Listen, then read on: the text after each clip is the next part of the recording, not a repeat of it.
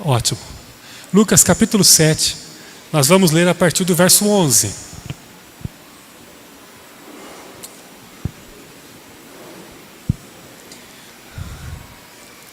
Vamos aguardar o pessoal se acomodar. As crianças já estão subindo.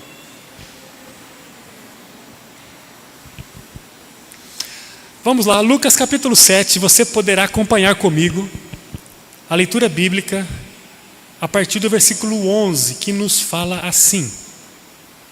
Logo depois, Jesus foi a uma cidade chamada Naim, e com ele iam os seus discípulos e uma grande multidão.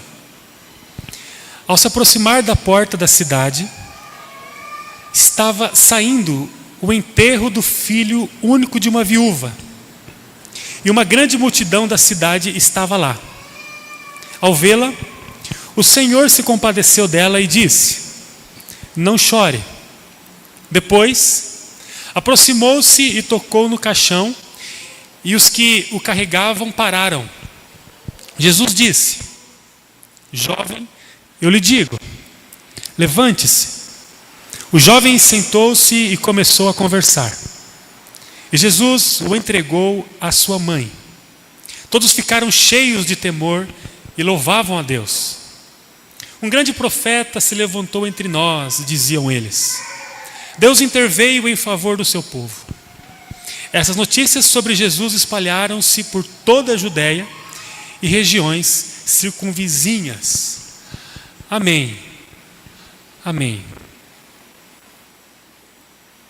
Nós lemos um texto que... Vocês querem que eu troque o microfone? Não? Tá bom, hein? Nós lemos um texto que fala de um episódio em que Jesus ressuscitou o filho de uma viúva. Jesus estava em movimento e depois de passar por Cafarnaum e atender ali um importante oficial romano, com o atendimento e a cura do servo desse oficial, o texto fala que Jesus seguiu para a direção de Naim. Naim era uma cidade extremamente pequena, era uma aldeia, e era um lugar que tinha pouquíssima expressão para aquela época. Em nenhuma outra parte, inclusive da Bíblia, a gente encontra uma cidade citada como Naim. Não se tem a citação deste lugar em outra porção da Bíblia. Especialistas dizem que essa cidade que Jesus com seus discípulos chegou não tinha nenhum tipo de expressão para a região. Alguns falam que, inclusive, em volta dessa cidade chamada Naim, aconteceu aquela experiência muito antiga com o profeta Eliseu, em que ele se hospeda na casa de uma mulher sunamita. Se você é um estudioso da Bíblia, você vai se lembrar dessa experiência em que Eliseu se encontra com uma mulher faminta, com um filho que adoece e morre num momento de extrema pobreza e fome. Isso está em 2 Reis 4. Então, esse lugar que Jesus encontrou, esse movimento fúnebre em Naim, era um lugar onde não se tinha boas referências, inclusive dentro do próprio contexto e tradição bíblicos. E aí o texto fala que Jesus ele se aproximou deste lugar e viveu essa experiência com essa viúva que estava enterrando o seu único filho. A região de Naim era uma região tão desprestigiada que ela tinha como símbolo regional cavernas que eram utilizadas para o sepultamento de gente, para a utilização de ocupações mesmo mortuárias. Era um lugar muito famoso por armazenar cadáveres. Este é o lugar que Jesus viveu essa experiência que nós lemos. E por destino, Jesus com os seus discípulos, depois de sair de Cafarnaum, vai à direção de Naim. e quando chega em Naim, segundo o texto que nós lemos, eles se encontram com uma procissão fúnebre. O lugar cheirava a morte. As experiências que reportam-se a essa localidade na Bíblia falam de um lugar de escassez, de um lugar de morte, inclusive em que o profeta Eliseu do Antigo Testamento viveu um momento muito difícil em que a morte predominava, a fome estava instalada. Quando olhamos para o aspecto arqueológico, geográfico do lugar, descobrimos que era um lugar que tinha como imagem postal, símbolo regional, cavernas mortuárias. E aí, quando Jesus está com seus discípulos no movimento apostólico, ele passando por esse lugar chamado Naim, eles encontram o quê? Um cortejo fúnebre. Uma caverna simbolizada pela morte, que abarcava toda uma cidade. O cheiro de morte estava ali. E quando Jesus ele chega a este lugar, ele então se encontra com esse movimento triste, um movimento de lamento. A melodia do local era uma melodia de choro. As pessoas estavam soluçando-se de chorar, porque uma viúva muito querida da cidade, porque o texto disse que havia uma grande multidão, uma viúva que certamente ela muito querida estava enterrando o seu único filho. Bom, o texto diz que Jesus se aproxima, lemos isso agora, toca no caixão. Inclusive, quando ele faz isso, os carregadores do caixão param, e a narrativa diz que Jesus olha para o corpo do menino, porque o menino estava sem vida ali. Jesus olha para o corpo do menino, e segundo o texto, no versículo 14, Jesus diz para ele de uma forma categórica, de uma forma cheia de autoridade, diz para ele: levante-se. E segundo o texto, aquele menino que estava caminhando para uma das cavernas para ser enterrado, ele se levanta e imediatamente ele começa a conversar e é entregue novamente para sua mãe. Alguém tem alguma dúvida sobre essa introdução, sobre essa experiência até aqui? Então juntos vamos continuar. A experiência fala de duas grandes multidões que se encontram. A primeira multidão era uma multidão que não tinha mais esperança. Vocês conseguem visualizar comigo isso no texto? Havia uma multidão que não tinha mais razão para crer. E sob o tema de hoje, a voz da esperança, eu gostaria de refletir com vocês alguns minutos a partir dessas duas multidões. Havia primeiramente uma multidão que estava em Naim e que estava absolutamente mergulhada num sofrimento naquele instante. Essa multidão que habitava ali, ela representava a perda, ela representava a desmotivação, ela representava o desânimo. Era uma multidão que não tinha vigor. Você se lembra de alguém que você encontrou essa semana que não tinha vigor? Você encontrou alguém essa semana que não estava muito animado? Gente com a fala mansa, com o olhar meia luz, às vezes cabisbaixo. A primeira multidão refere-se a um grupo que vivia em Naim, que estava extremamente enfraquecida. A dor e o sofrimento eram um cenário básico dessas pessoas. A Bíblia diz que o discurso de derrota desse grupo, dessa primeira multidão, era uma melodia oficial das famílias que ali viviam. Era um grupo que não tinha motivo para crer. Era um grupo que estava extremamente sem esperança. Havia uma multidão carregando o amado filho de uma amada viúva. Havia uma multidão que estava chorando e olhando para o futuro, sem perspectiva de melhoramento. Havia uma multidão que estava tentando acolher uma família em pedaços, mas que em si mesma também o cenário era de caco, porque denota-se uma multidão que estava abatida. Eu fico imaginando as pessoas conversando entre elas, aquele burburinho de conversa de cortejo fúnebre. Eu acho que um olhava para o outro e dizia: meu Deus, o que vai ser dessa mulher agora? Como essa mulher vai sobreviver agora? O que lhe resta para o futuro?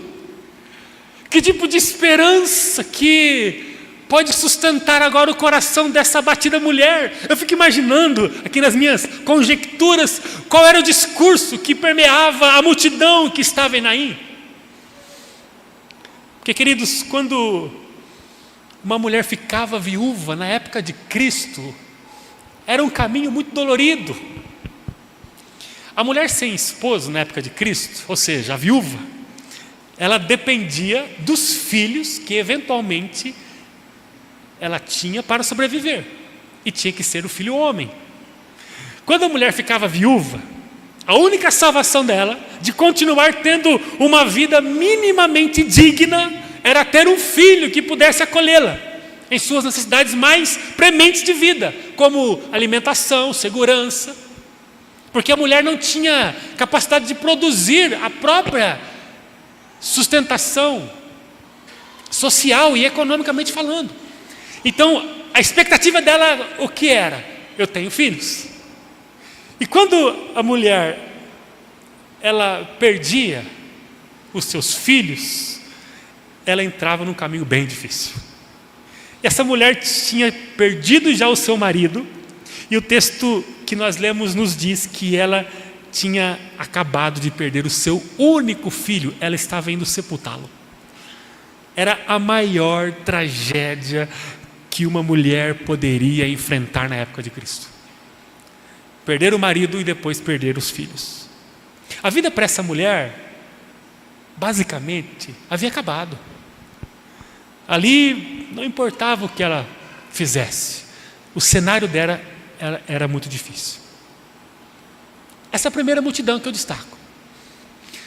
Só que o texto fala da segunda multidão. Você vai se lembrar da leitura que fizemos. E a segunda multidão é uma segunda multidão que um dia encontrou uma razão de vida. Opostamente, é uma multidão bem abastecida de esperança.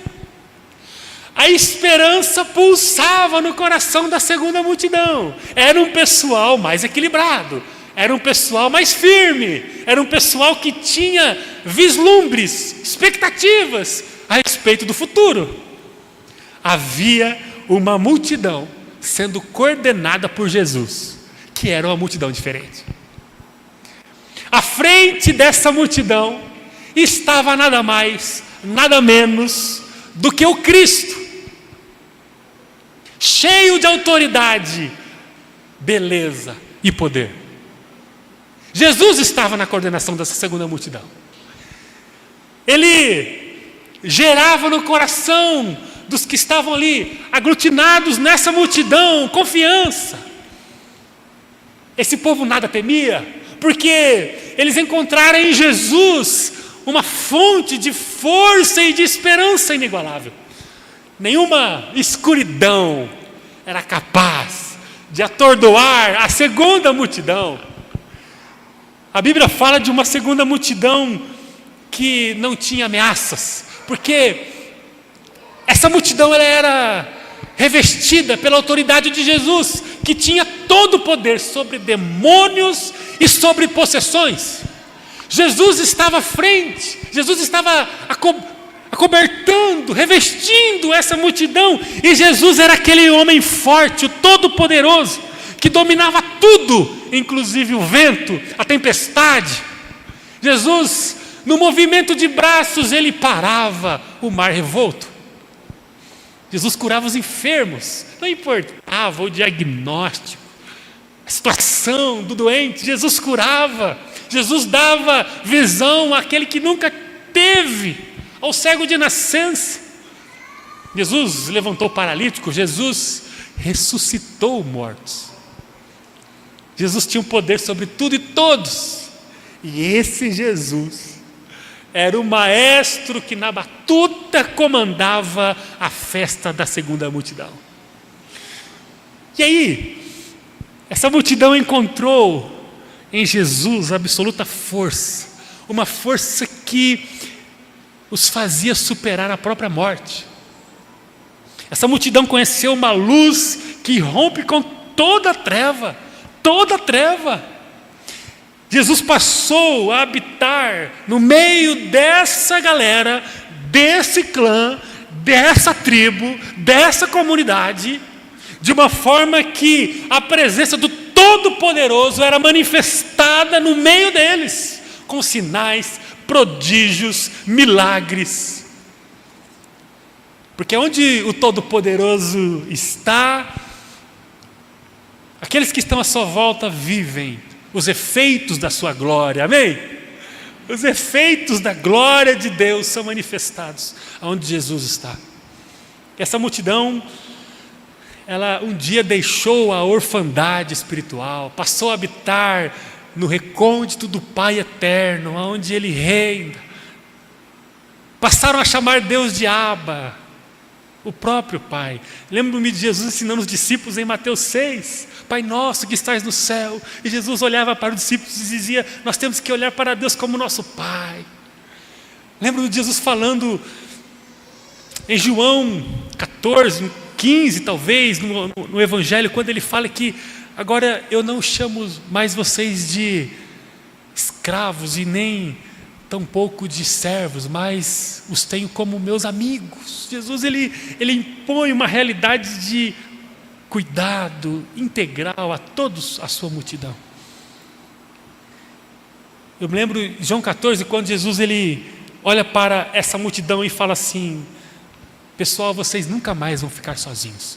Jesus ele dá uma garantia de companhia transformadora e permanente, que ele diz no João 14, vocês nunca mais vão ficar sozinhos.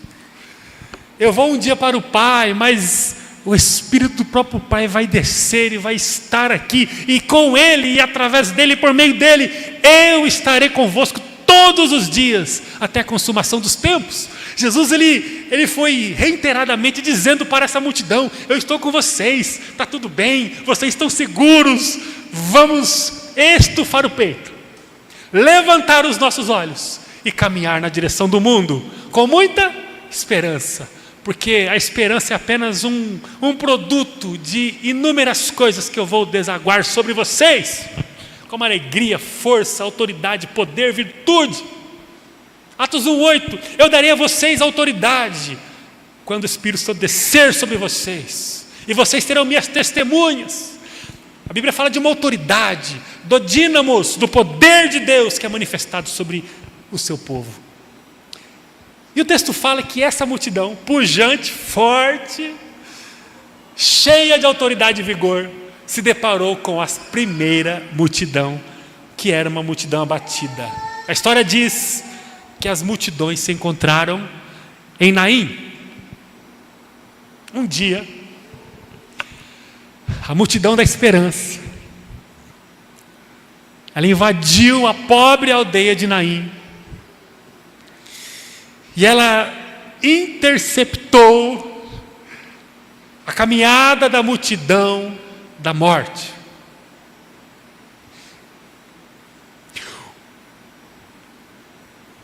Um povo de choro e lamento encontrou um povo vibrante, aleluia, um povo inseguro, sem esperança, opaco, fosco, um povo que não tinha perspectiva de melhoramento de nada. Esse povo um dia encontrou um povo seguro, forte, convicto, revestido de autoridade, um povo com um líder visionário e cheio de amor e poder. Um dia o povo da escuridão encontrou o povo da luz. Um dia a luz da paz de um povo rompeu com as trevas da escuridão, da falta de esperança de outro povo. Houve aqui um encontro. Quando Jesus e os seus discípulos se aproximaram da porta da cidade de Naim, segundo o texto, logo de cara eles se depararam com um cortejo fúnebre que saía da cidade em direção às cavernas, para o sepultamento do menino. Houve um momento em que o cortejo da morte se deparou com o cortejo da vida. Grave uma coisa agora, mas grave com muita seriedade e aplicação no coração.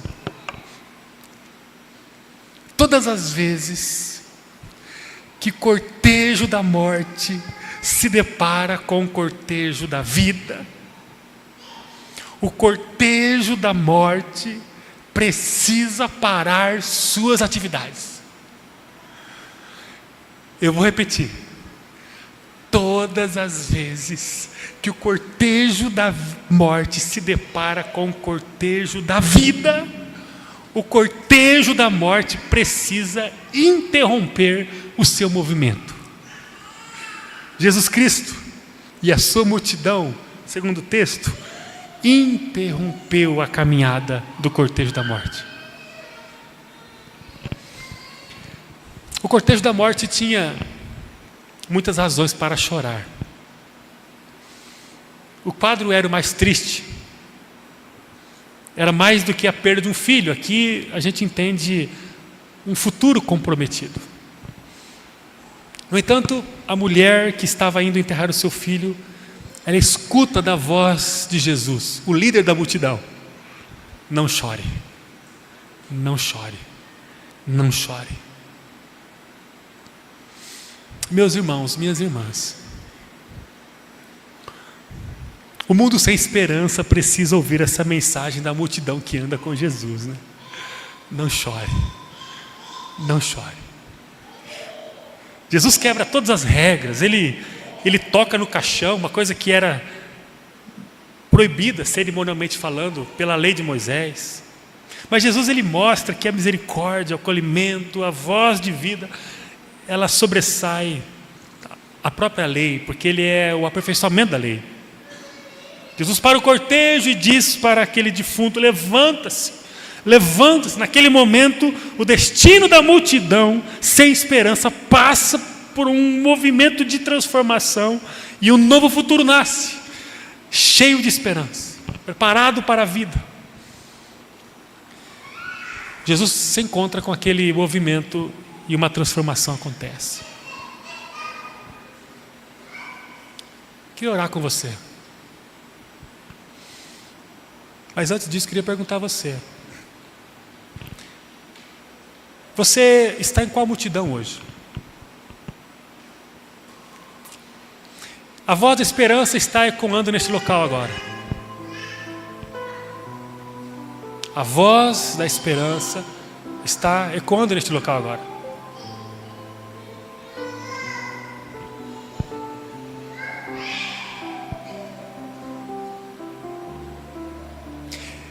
Não sei como você chegou aqui essa noite, mas há uma palavra de esperança destinada a você. Veio ao meu coração nessa tarde essa mensagem sobre a importância de nós encontrarmos na caminhada da nossa vida uma voz de esperança para os dias que estamos vivendo. Você veio para um encontro em que a multidão do Cristo está reunida aqui. Ele está neste lugar, o Todo-Poderoso está aqui. Eu quero que você saiba que esse Senhor da vida que está aqui, Ele pode enxugar as suas lágrimas, Ele pode oferecer força a você, Ele pode renovar toda a sua estrutura de vida. Se por acaso você está se encontrando como uma multidão que está abatida. Você tem as convicções necessárias para uma vida com vigor? Ou você não tem essas convicções? Você tem convicção de dizer para alguém qual é a razão do brilho da sua vida, você consegue amanhã pela manhã levantar com uma energia divina que o Espírito Santo produz em você para uma semana espetacular? Ou você começa uma semana se arrastando e vai até o final dela se arrastando, com pronunciamento de derrota, de infelicidade, de descontentamento, de que tudo está dando errado, de que não há razão para sonhar, não há razão para ter expectativa de melhoramento quanto ao futuro? Tem alguma área da sua vida específica, localizada, que você fez um X assim, e anulou, dizendo: essa área, ela está destinada apenas para Naim, não há expectativa de esperança nisso aqui. Esse assunto para mim é um assunto de multidão fúnebre, cortejo fúnebre. Tem alguma área da sua vida? Porque talvez não é toda a sua vida, mas tem alguma coisa na sua vida que a expressão do Cristo não está revelada aí. Talvez tenha algum tema na sua vida, algum assunto na sua vida que revela a primeira multidão, uma multidão que anda só se arrastando cabisbaixo, que não tem coragem de olhar para cima e dizer assim: nós podemos, nós seremos, Cristo está em nós, a esperança da glória, e nele nós viveremos. Quem sabe até a sua vida familiar, integralmente, você olha para a sua família, olha para os seus filhos, olha para os seus pais, olha para o seu cônjuge, e você não consegue encontrar alegria, vigor. Você até que tenta começar bem, você tenta ser forte na sua individualidade, mas quando você se acopla à sua família, aos seus, você se esvai. Aí não tem sintonia, não tem alegria, não tem o brilho da presença de Deus. O que se vê mais é um cortejo fúnebre. Eu quero que, em nome de Jesus, você escute a voz dessa noite, da esperança do Senhor. Você veio aqui só para ouvir isso. A tua vida precisa ser tomada pela voz da esperança. A multidão de Jesus não era perfeita, ou povo difícil. Só que a presença do Cristo no meio dela era o grande diferencial. Certamente aqueles discípulos, aqueles homens e mulheres que caminhavam com Jesus, saíram de Cafarnaum depois de atenderem um oficial romano e foram para Naim. Esse pessoal que estava com Jesus também tinha razões para chorar. Era gente com problema também. Não era gente que tinha muito tesouro guardado, conta bancária alta, uma saúde impecável. Ninguém passava limpo numa radiografia precisa. Aquele grupo tinha as suas dificuldades também, as suas comorbidades, os seus defeitos, os seus desvios morais. Aquele grupo que estava com Jesus também tinha intrinsecamente medo, insegurança, algumas sombras estavam ali, mas o fato de Jesus estar na direção daquele grupo, aquele grupo rompia com a morte, rompia com a dor, rompia com o choro, rompia com a falta de esperança e transformava situações, transformava multidões, transformava cidades, transformava nações. O fato de Jesus estar na direção daquele grupo, cuidando daquele grupo, aquele grupo se tornava poderoso no Mestre, forte no Senhor. Eu quero que você saiba, apesar das suas dificuldades, das minhas, das nossas limitações, dos problemas que nós temos intrafamiliarmente falando, das dificuldades que nós temos no ambiente profissional, dificuldade emocional, dificuldade de falar, de se comunicar, falta de recurso, falta de saúde física, independente das dificuldades que você tenha, existe alguém que pode colocar você numa multidão que tem estampado em sua placa frontal a esperança, a esperança. E todas as vezes que a morte chegar, ela tem que ser paralisada, porque há esperança em Jesus. Há esperança em Jesus. Você está precisando ouvir isso hoje?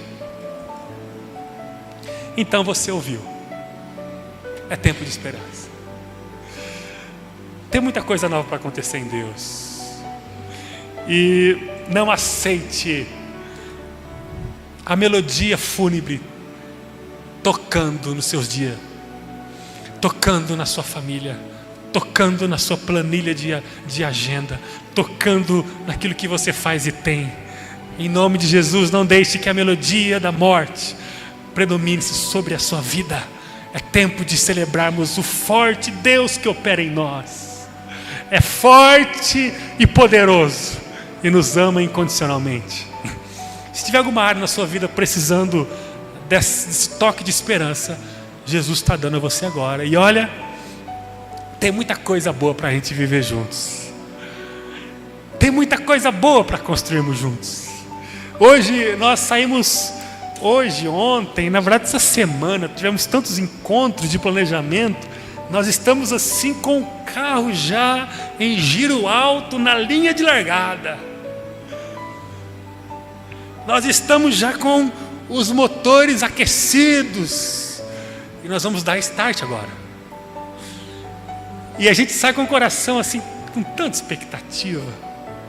E a gente vai, não é porque a gente é muito bom, porque nós temos tudo que a gente precisa em nós mesmos. Não é porque a gente tem uma inteligência diferente. Não é porque nós temos patrimônio, mão de obra, recurso. Não é porque nós temos tudo isso.